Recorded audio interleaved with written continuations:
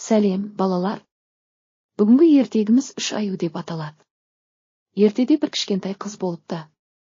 Бірде ол орманға барып адасып кетеді.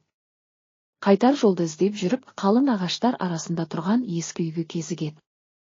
Есігі ашық тұр. Қыз ішке кіреді. Бөлмеде ешкім көрінбейді. Бұл үйде 3 аю тұратын. Ең үлкені әкесі Михаил Иваныч, одан кейінгісі шешесі Настасия Петровна, және олардың баласы кішкене Қонжық. Үшеуі бұл кезде орман аралап серуендеп кеткен. Бөлме ортасында үлкен ағаш үстел мен 3 орындық тұр. Үстел үстіне ас құйылған 3 ыдыс қойылған. Олардың біріншісі үлкен табақ, екіншісі орташа табақ, үшінші кішкене көк табақ. Әр ыдыстың қасында қасықтары жатыр. Қыз ең үлкен қасықты алып, үлкен ыдыстағы тағамның дәмін татады. Астың дәмі ұнамайды. Содан кейін орташа қасықпен екіншісін, кішкене қасықпен үшіншісін көреді. Бәрінен де оған көк табақтағы ас ұнайды. Қыздың қарны аш еді. Енді ол отырып тамақтану үшін өзіне орындық таңдайды. Ең үлкен орындық Михаил Иваныштікі, одан кішірегі Настасия Петровнанікі, ал үшіншісі Қонжықтікі. Кішкентай қыз ең үлкен орындыққа шығып, одан құлап түседі. Ортаншысына мініп еді, ыңғайсыз көрінеді. Көңіліне шыққан тек 3-ші орындық болады. Қыз Қонжықтың орындығына отырып, көк табақтағы тамақты ішіп алады.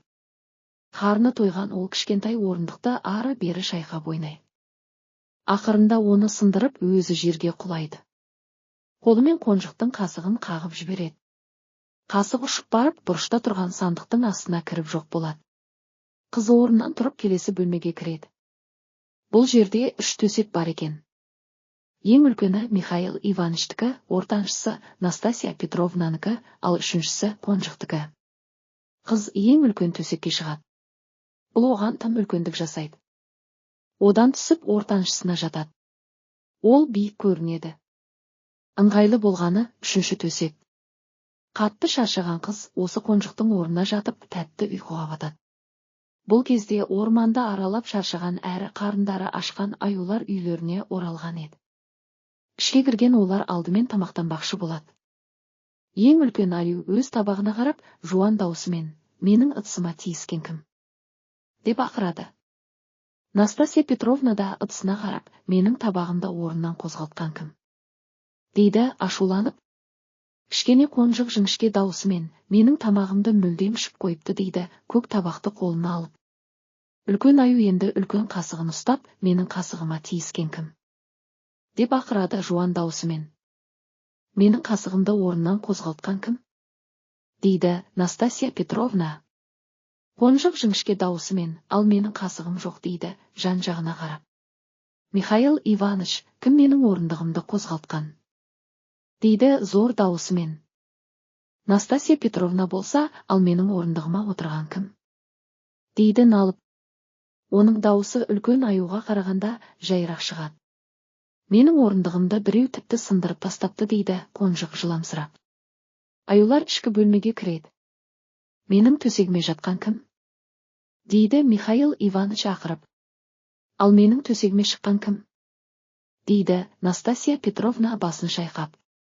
Ой, менің төсегімде біреу жатыр дейді Қонжық таң қалып. Аюлар Қонжықтың төсегіне жақындайды. Маужырап ұйықтап жатқан кішкентай қызды көреді, үшеуі жамырап қара мұны.